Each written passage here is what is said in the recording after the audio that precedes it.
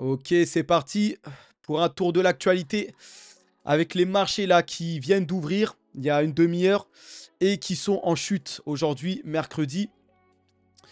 Donc, beaucoup de volatilité en ce moment. C'est la saison des résultats. Alors, on a Wall Street donc, qui a fini déjà hier en ordre dispersé, déjà dans la soirée, hier.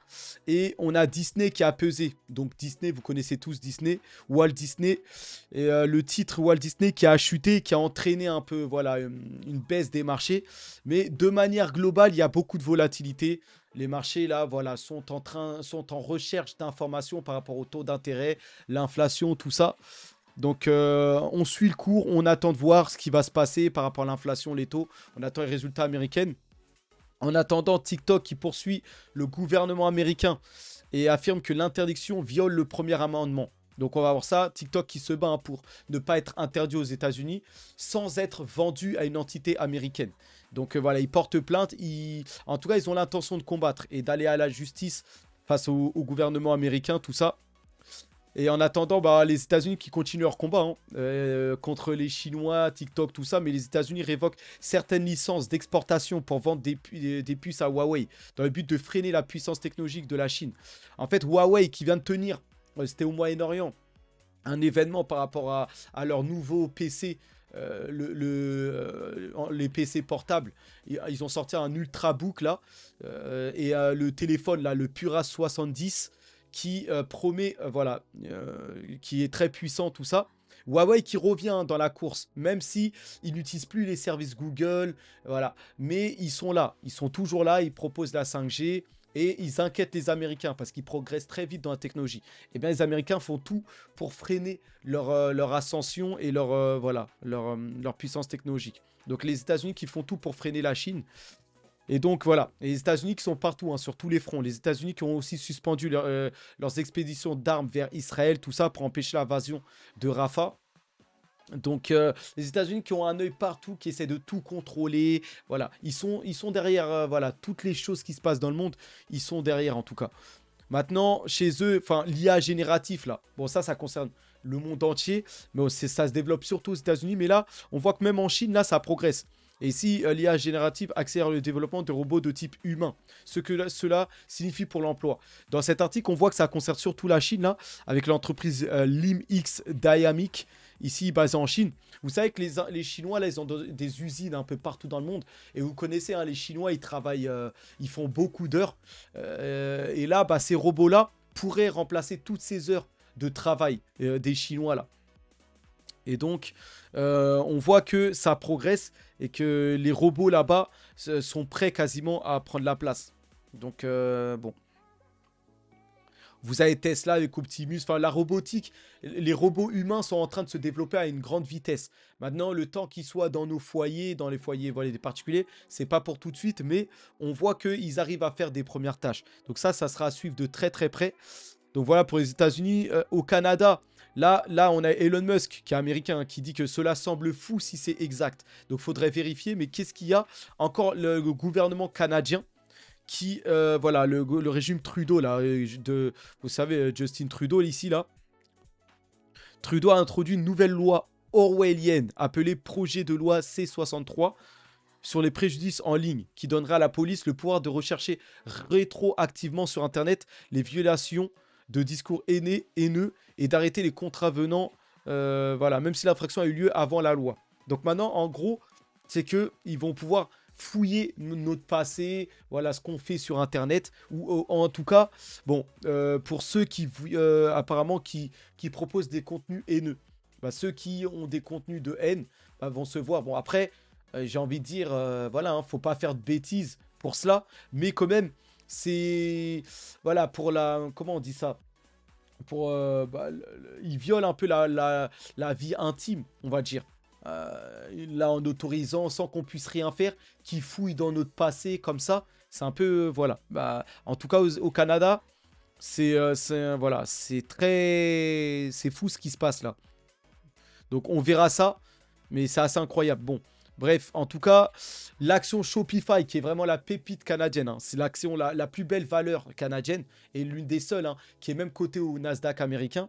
à Shopify, qui est en fait c'est la référence mondiale hein, pour créer son site en ligne. Et voilà, et faire du dropshipping ou vendre des produits, bah normalement, pour créer un site, il n'y a pas mieux que Shopify. C'est la référence mondiale. Et bah Shopify qui chute là, en raison des prévisions qu'ils annoncent, tout ça. Et qu'est-ce que cela montre? Ça montre que, bon, bah, ce truc-là de créer des sites et tout, bon, ça a plus l'air de... Voilà, ça a l'air de stagner. Créer des sites, vendre des produits, tout ça. Bon, bah, c'est plus trop à la mode, on va dire. On verra. Mais en tout cas, les prévisions ne sont pas très belles. Ça concerne le Canada. En tout cas, en Europe maintenant, les marchés européens qui sont en hausse grâce à davantage de rapports sur les bénéfices, la Banque centrale suédoise qui baisse ses taux. Donc, les marchés européens, ça se passe un peu mieux qu'aux États-Unis à l'heure actuelle. Les États-Unis, on a peur avec l'inflation, les taux. En Europe, en fait, les taux sont proches des 2%. Et l'Europe envisage même de baisser les taux. Donc finalement, bizarrement, en Europe, ça se passe mieux que prévu, alors que c'est en Europe qu'il y a tous ces conflits-là même au Moyen-Orient à côté, et là, Russie, Ukraine et tout. Mais l'Europe, finalement, l'inflation qui se porte mieux qu'aux États-Unis. Donc, ce qui est bizarre, mais bon, c'est comme ça. Et voilà. En Europe aussi, il y a des pépites. Hein. Donc en Angleterre, au Royaume-Uni, là, on a SoftBank qui possède ARM, hein, l'entreprise de semi-conducteurs là. ARM, c'est eux qui fabriquent l'architecture des puces pour Apple, voilà. Et bientôt maintenant Qualcomm et tout ça, ce qui équipe tous les smartphones. Hein. Toutes les smartphones là, qui ont des puces surpuissantes là, et bien même le Apple M4 là, avec l'iPad, l'iPad Air qui vient de, ou l'iPad Pro qui vient d'être présenté avec sa puce M4, bah, l'architecture derrière c'est ARM, hein. La puce là qui est derrière, c'est ARM et ça appartient à SoftBank. ARM, c'est britannique. Et là, on a SoftBank, Microsoft et Nvidia qui viennent d'investir 1 milliard de dollars, record hein, dans la société britannique, d'IA Wave. Donc, mais pourquoi? Et Wave, en fait, c'est une entreprise qui est spécialisée dans l'IA, mais pour les véhicules autonomes. Ça aussi c'est le prochain Eldorado, là, les voitures autonomes. On a la robotique, les robots humanoïdes, voilà. On a l'intelligence artificielle, les chatbots, les agents autonomes, là, les robots aussi qui font toutes les tâches. Mais les véhicules autonomes avec l'intelligence artificielle, ça, c'est le prochain grand pôle de croissance. C'est là où d'ailleurs Tesla se base, là, Elon Musk, il est en train d'acheter des centaines de milliers de GPU Nvidia pour alimenter son ordinateur qui va, voilà, pour pousser en fait à développer son robot Optimus, son robot humanoïde, mais aussi le FSD de Tesla, la conduite autonome, le Full Self Driving. Et là, voilà, l'IA là se développe voilà, très rapidement. Et donc voilà, là, un investissement record. Et Wave, c'est une pépite britannique. Hein. Là. Donc, il faudra compter sur eux. Là, ça va faire 2 pépites au Royaume-Uni. ARM pour les semi-conducteurs et là, Wave pour la conduite autonome. Donc, en Europe, finalement, bon, c'est plutôt au Royaume-Uni, il y a des pépites. Il n'y a pas qu'aux États-Unis. Là, on décèle 2 pépites aussi en Europe. Donc, voilà. Même, regardez, hein, Elon Musk qui parle hein, justement de la dernière version de la conduite autonome supervisée de Tesla qui va vous époustoufler. C'est ce que promet Elon Musk. Hein. La dernière version de sa conduite autonome va rendre fou les gens. Tellement, voilà. Et là, vous pouvez voir ici, là, il dit, hein, conduire avec le FSD là peut aider à réduire la fatigue puisque vous n'aurez pas à effectuer fréquemment des micro-ajustements par rapport à une conduite sans système. Donc voilà, ça s'améliore ici, vous le voyez là. Personne ne croit que cela existe, vous ne l'aurez jamais vu auparavant, c'est vraiment spécial. S'asseoir et de laisser la voiture vous conduire et vous n'êtes pas fatigué du conducteur. En fait, là ils disent que les derniers petits réglages là nécessaires pour bien être confort, bah, en fait ça va se faire de manière autonome, en gros. Et vous avez quasiment plus besoin de rien faire. Vous voyez? Bon là c'est plutôt aux États-Unis, c'est sur les grandes routes et tout, les grandes voies et les grands axes, mais ça s'améliore vraiment. Et là Tesla va vraiment être capable. Voilà, les Tesla vont se conduire quasiment tout seuls. Et Tesla prépare déjà ce prochain pôle de croissance. Hein. On connaît déjà le nom des robots taxis, là, les Cybercab, qui vont vous emmener d'un point à un autre point tout seul. Et Tesla développe une application pour ça. Hein. Il ne compte pas sur l'appli Uber pour voilà, appeler ses robots taxis. Tesla va développer sa propre application pour cela.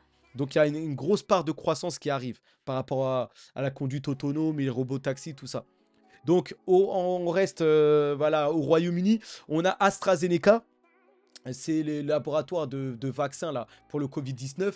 Vous avez Pfizer, Moderna aux États-Unis. Vous aviez aussi AstraZeneca. Et là, eux, ils annoncent qu'ils arrêtent la production de vaccins hein, Covid-19. Donc cette décision intervient alors que la demande mondiale pour les vaccins Covid-19 s'est complètement effondrée. Donc, je sens que cette maladie va devenir la plus grande arnaque du siècle. Donc, en tout cas, c'est ce que dit Good Value là.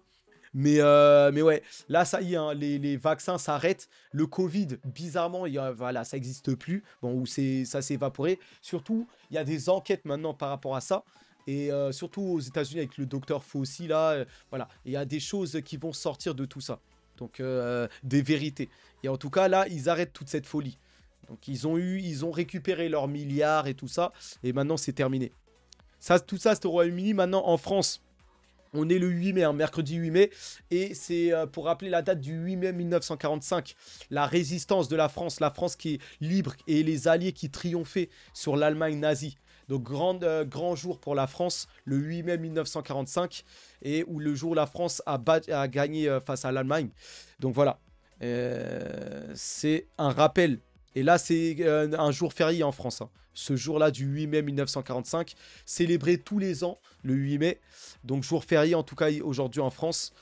Et donc en tout cas, à ce jour, là, même Charles-Henri Gallois qui souligne que 36% des Français sont favorables au Frexit. C'est énorme compte tenu de l'absence totale de débat sur le sujet et de 50 ans de propagande médiatique. Il a raison. Malgré cela, là, malgré qu'ils font tout pour cacher le Frexit ou pour empêcher qu'on parle de ça, voilà, on a une bonne part des Français qui seraient favorables à ça. Et on a surtout 63%, là, donc là, c'est plus de la moitié, 63% des Français qui sont en revanche favorables à un référendum sur notre appartenance à l'UE.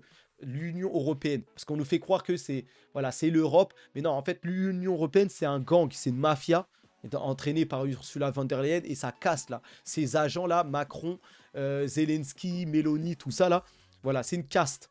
Et on peut, voilà, on peut avoir une Europe souveraine avec des États indépendants, mais qui sont liés, qui commercent ensemble. Mais l'Union européenne, ça, par contre, c'est une mafia. Et il faut essayer de sortir de ça. Et la plupart des Français sont favorables à ça. Tout comme les Français n'étaient pas favorables à rentrer dans l'Union européenne, mais Sarkozy a trahi les Français avec un traité de Lisbonne, et a fait rentrer la France malgré cela dans l'Union européenne. Donc, on verra. Et regardez, l'indignité n'a pas de limite. Regardez ça, cette image parle d'elle-même. Quand est-ce que le peuple français se réveillera? Ici, on voit hein, Jacques Attali, avec le Premier ministre français actuel, Attal. Et à sa gauche, ici, celui qu'ils vont essayer de mettre comme le prochain président de la France, comment il s'appelle? Édouard Philippe, qui était l'ancien Premier ministre. Donc vous avez l'ancien Premier ministre, le nouveau Premier ministre, Attal tout à droite. Au milieu, vous avez celui qui, voilà, qui contrôle tout ça, on va dire, de loin un peu, Jacques Attali. Donc toute cette bande-là, c'est la bande à Macron un peu. Et voilà. Et ils procèdent tous les médias. Ils contrôlent les médias, ils se mettent au pouvoir, ils font n'importe quoi, ils sont incompétents complètement. Et donc, vous voyez que là, au dîner du crypte, ils sont là, ils réfléchissent à, voilà, à leur magouille, à tout ça. Là. Donc, il faut que les Français se réveillent et radient ces gens incompétents-là. Donc, voilà, maintenant en France, voilà, hein, l'action Atos, qui est spécialisée dans le cloud. Bon, c'est à un niveau très bas, surtout par rapport à Microsoft et Amazon, et avec leur cloud, là, qui contrôle quasiment voilà, tout le marché mondial, et Google Cloud aussi. Donc voilà, là, Atos a perdu 98% de sa valeur en 6 ans. Donc 75% depuis janvier. Donc depuis le début de l'année, surtout, ça creuse. Hein. C'est voilà. Donc comment le géant du cloud va-t-il payer ses 5 milliards de dettes? Je ne sais même pas s'ils vont réussir à payer ça. Ils pourraient même faire faillite pour moi. Voilà. C'est une catastrophe et ça fait partie voilà, des pertes françaises. Après, il faut souligner quelques bons points. Donc le fabricant français de cognac monte en puissance, alors que Macron fait allusion à un apaisement du conflit commercial avec la Chine. Donc Xi Jinping est venu visiter en visite en France et voilà, de ce qui est ressorti, les tensions se sont apaisées, France-Chine, et bah, ça a fait grimper le prix du cognac, mais bon, voilà. Ça, c'est que partie remise, puisque au vu des folies de Macron, les tensions pourraient repartir, surtout que la France et l'Europe imposent des sanctions, mettent des sanctions à la Chine, parce qu'ils estiment que la Chine aide la Russie. Donc en fait, voilà, ça pourrait très bien repartir à la baisse. Mais en tout cas, c'est pas bon, tout ce que la France fait là. Votre salaire, apparemment, il y a une étude qui dit que le salaire augmente plus vite que l'inflation. Une étude en France, bon, selon le ministère du Travail. Mais après, voilà, la question, c'est de savoir qu'est-ce qu'on va faire avec cet argent. Donc même si notre salaire progresse plus vite, mais la plupart, les gens vont aller consommer et vont aller subir cette inflation. Bien sûr, on est obligé de consommer, surtout pour l'alimentation, les produits du quotidien. Voilà, mais la plupart du temps, il va falloir bien utiliser, veiller. Voilà, si notre salaire augmente plus vite que l'inflation, il va falloir voir quoi faire avec cet argent et l'utiliser intelligemment dans l'investissement surtout, ou voilà, ou dans un projet entrepreneurial ou quelque chose comme ça. Maintenant, voilà, la France, là, le conflit, les ministres des Affaires étrangères, Lavrov s'exprime sur un éventuel déploiement des troupes françaises en Ukraine. Cela sera considéré comme une confrontation directe avec la Russie. Et même Poutine voilà, a déclaré que voilà, la France serait la cible si jamais la France rentre dans la confrontation avec la Russie. Et donc, voilà, Macron qui a déclaré nous ne sommes pas en guerre contre le peuple russe, mais qui envoie quand même des légions ou qui menace voilà, d'aide et d'envoi d'armes.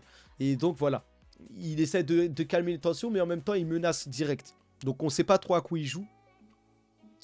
En tout cas, voilà, le Kremlin qui met en garde, hein, voilà, contre un énorme danger si des troupes de l'OTAN sont envoyées en Ukraine. Donc le Kremlin, c'est la Russie. Le Kremlin qui dit directement, qui menace que si l'OTAN envoie ses armées, donc l'OTAN, la France, l'Allemagne et tout ça, bah, ces armées seront la cible directe. Et ça pourrait entraîner un conflit nucléaire derrière. Donc, attention. Attention à tout cela. Et donc, ici, vous avez Vladimir Poutine qui vient de... voilà, qui vient d'être élu pour son 5e mandat, là. Et donc, regardez ça, ces images. Poutine. Donc là, c'est l'investiture. Et Poutine qui en est à sa 5e investiture en tant que président de Russie, ici.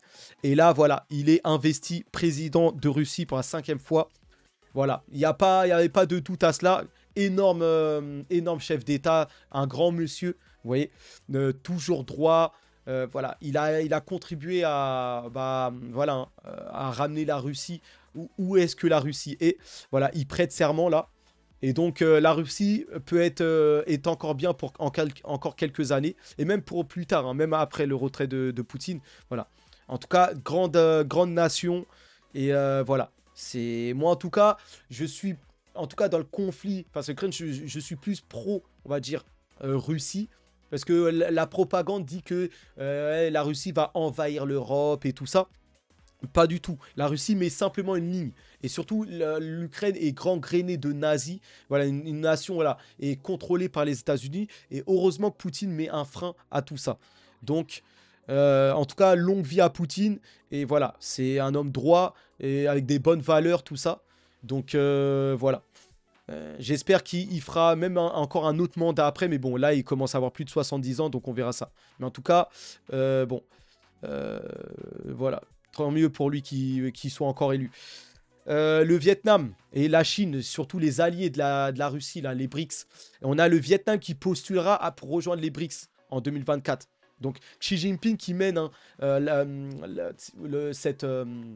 ce front-là, on va dire, de candidature de pays très intéressants. Parce que là, il a ramené l'Iran, il a ramené l'Arabie Saoudite. Donc là, il s'assure que pour les BRICS, cette nouvelle alliance, le pétrole soit là. Mais là, avec le Vietnam, il s'assure.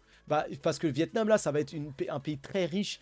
Parce que c'est là, en fait, les usines, là, pour fabriquer les puces de semi-conducteurs, voilà, même les usines d'assemblage à bas coût.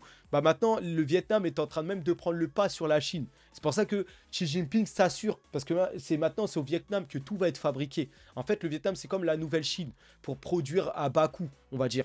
Et là, la Chine qui s'assure que ça soit dans leur camp et dans le camp des BRICS. Donc ça, c'est encore une énorme nation. Vous voyez, vous avez des pays comme la Colombie ou le Niger qui pourraient intégrer les BRICS aussi. Donc voilà, là, on a plus de 35 candidatures encore à venir pour les BRICS. Donc ça, c'est quelque chose qui va changer le futur, on va dire, et qui va affaiblir, ou en tout cas, ils vont tous se dédollariser petit à petit, et le monde va avancer et se défaire un peu de la mainmise américaine. Et ça, pour moi, c'est une bonne chose. En tout cas, pour les marchés en Asie, voilà, les marchés en Asie, c'est plutôt mitigé. Ça se passe pas globalement très bien en Asie. Et on a le Japon qui mène les pertes. Voilà. En Asie, il n'y a pas tellement de valeur plus que ça. Les actions en Asie sont plutôt vieillissantes, on va dire. C'est les Hyundai, les Sony, les Alibaba. Enfin, c'est des actions qui sont là depuis longtemps, mais qui se renouvellent pas tellement. Qui font le strict minimum. C'est pas en Asie qu'on va avoir la plus grosse croissance. Donc voilà.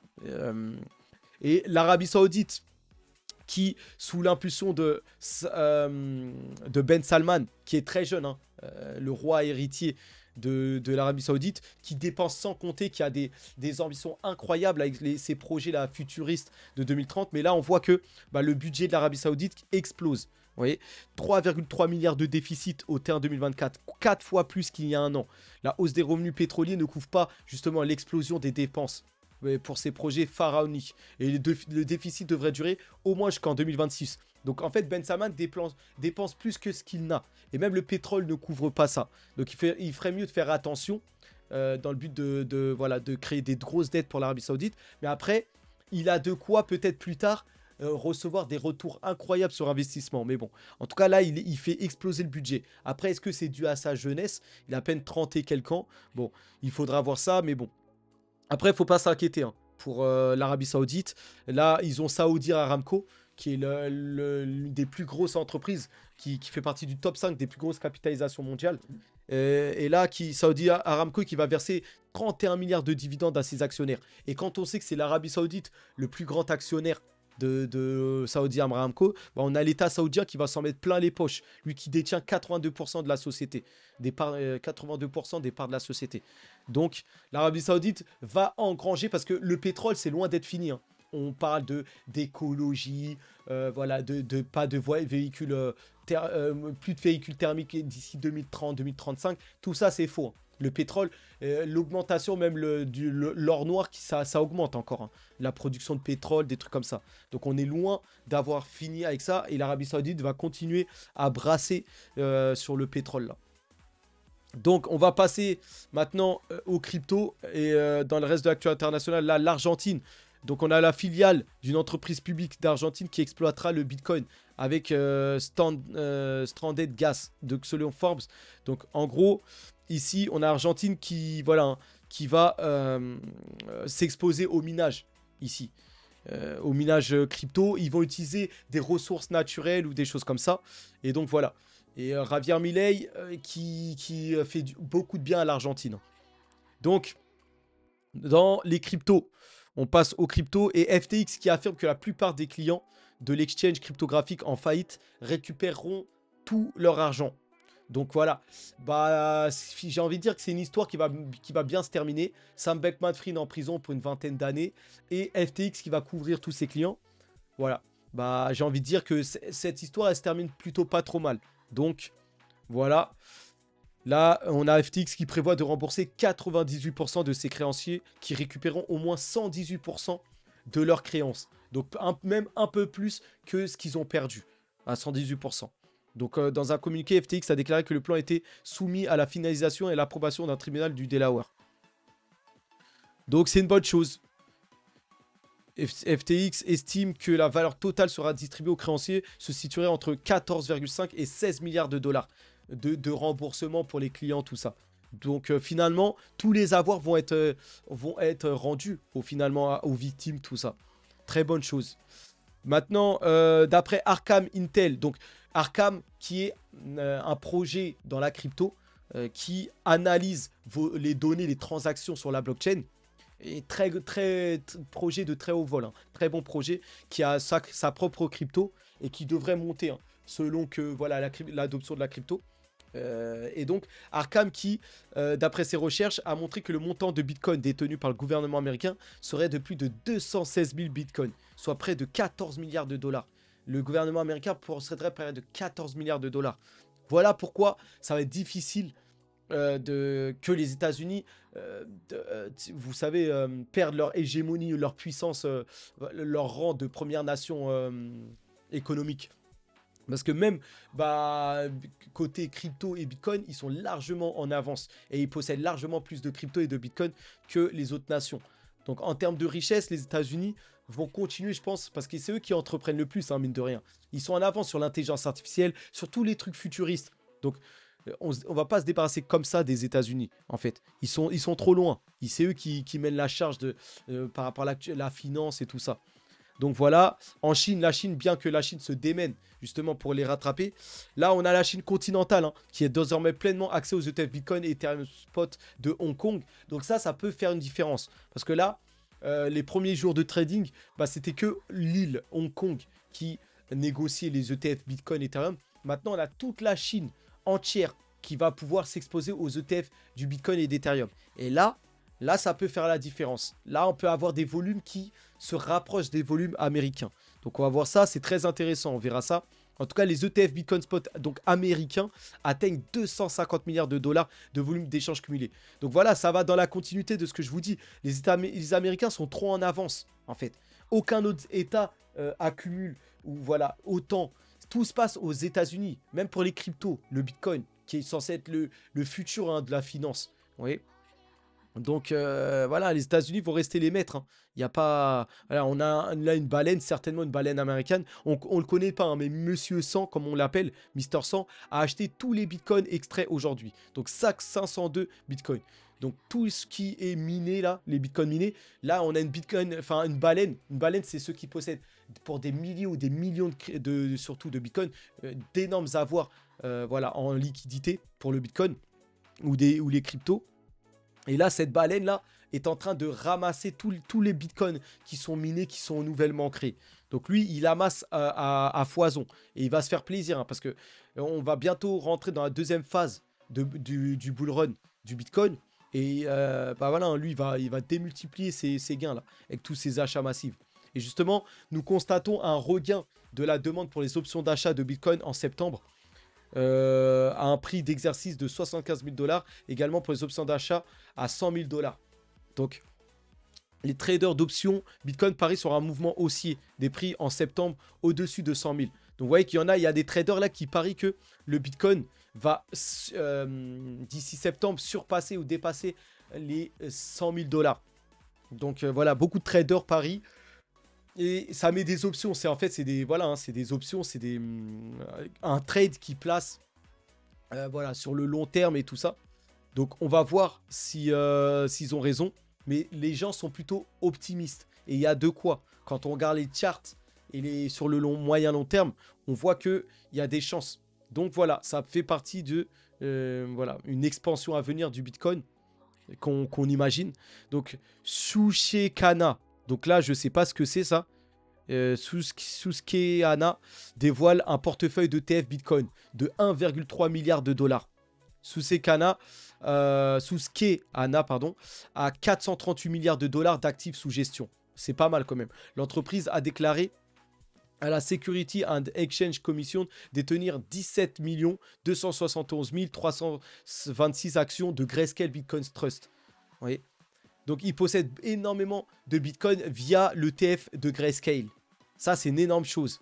Et tout est tracé, hein, tout est là. Vous le voyez ici, hein, dans les avoirs, on va dire, de Susquehanna. Susquehanna, là. Je ne sais pas trop comment le dire. Cette entreprise-là, de gestion de fonds. Et voilà, il dévoile un portefeuille, hein, de 1,3 milliard de dollars, hein, quand même, investi via l'ETF de Grayscale. Donc, c'est pas mal. On voit que les fonds accumulent, hein, mine de rien. Donc voilà, pour le prix du Bitcoin, ici, bon, vous voyez que ça, c'est en difficulté, hein, et ça essaie de tenir pour rebondir.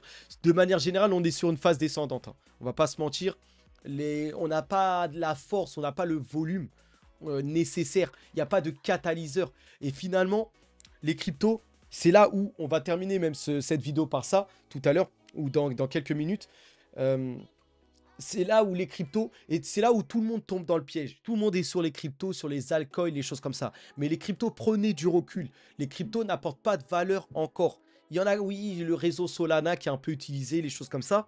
Mais de manière générale, l'Eldorado n'est pas encore sur la crypto. Donc, ne vous étonnez pas que les cryptos soient dans le rouge, malgré que le Bitcoin là, est rapidement monté à 70K. Mais si le Bitcoin range pendant plusieurs temps, c'est normal. La valeur n'est pas là.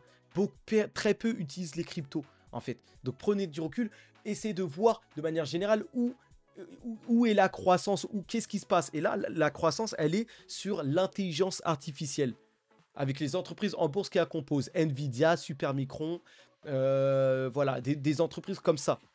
Pour les serveurs d'IA, l'électricité et le nucléaire qui est utilisé pour les centres de données, comme Vistra ou Constellation Énergie. Voilà, c'est là que ça se passe, c'est là où il y a de la croissance. Certes, ça ne fait pas des démultiplicateurs incroyables, mais voilà, c'est là où il y a la croissance. Les cryptos, vous allez subir de plein fouet la volatilité sans vraiment progresser. Alors que vous avez cette impression que vous voyez du vert, hein. D'ailleurs, ici, bon, sur la semaine, quand vous voyez ça, des plus 21, plus 30, ça vous donne une impression qu'en fait, on progresse, en fait. Mais quand après, finalement, on prend sur le mois ou l'année, bah, finalement, on est en baisse, en fait. Vous voyez? Donc là, sur le jour aussi, on est en souffrance. Mais je veux dire, de manière générale, beaucoup se brûlent les ailes. Parce que déjà, personne garde ses cryptos assez longtemps, plus de 6 mois. Hein. Quand on investit, il faut au minimum 6 mois, avant que, ou voire un an, avant que notre investissement commence à faire une petite différence. Mais la plupart d'entre nous, tous les 2-3 mois ou quelques semaines, là,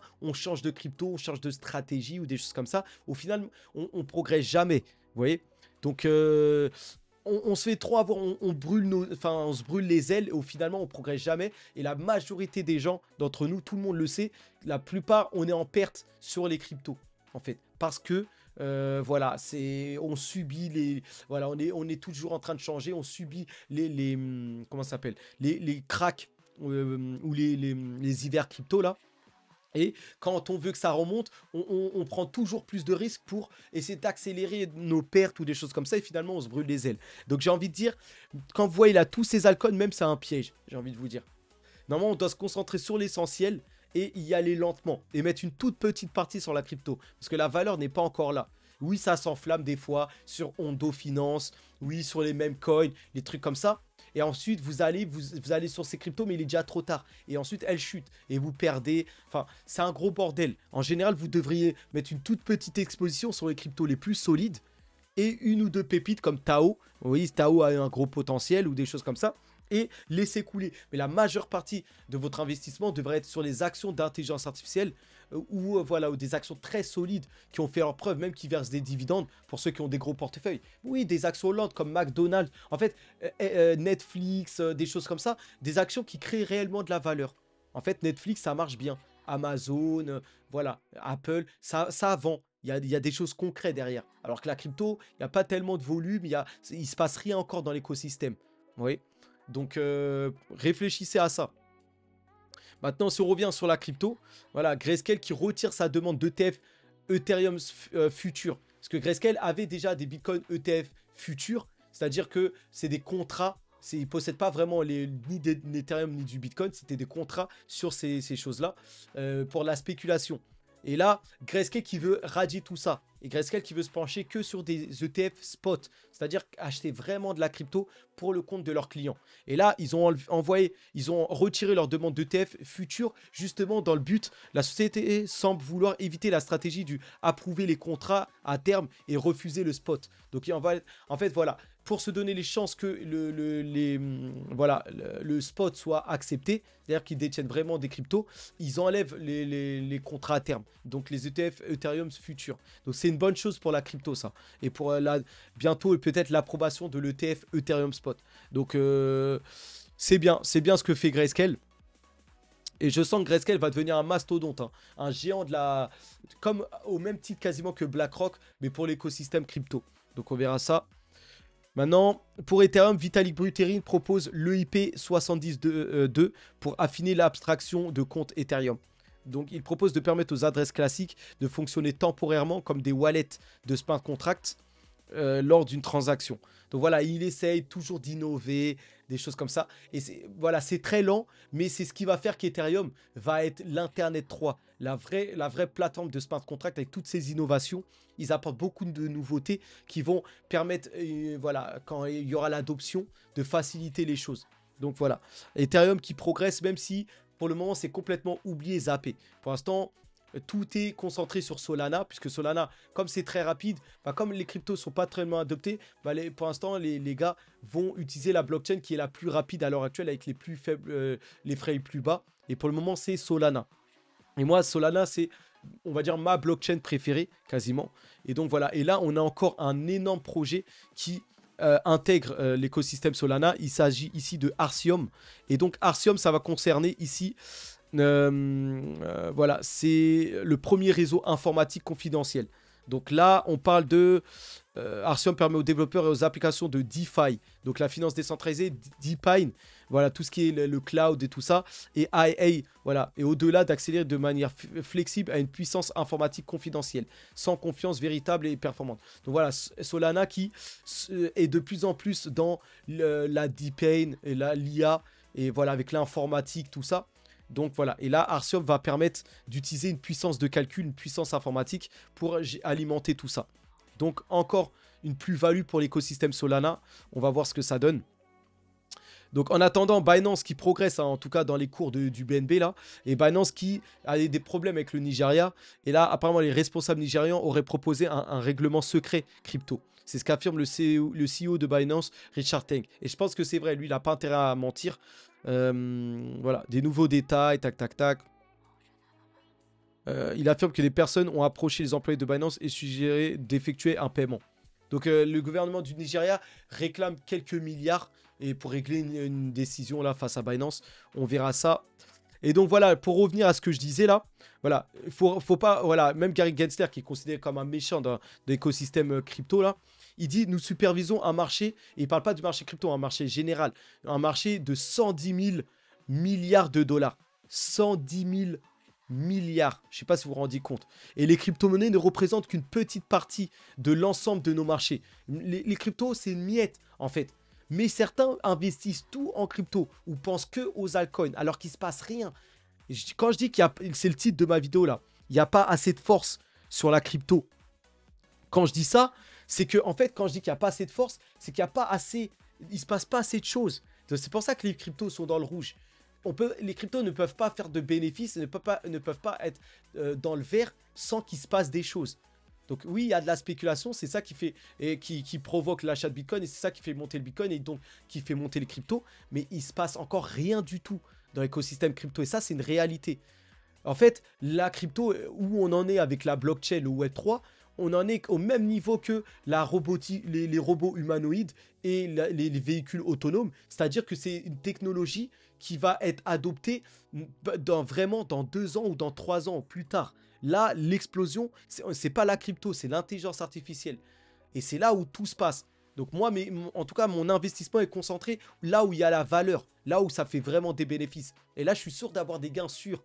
Parce que là, les cryptos, justement, par exemple, on va prendre là un exemple.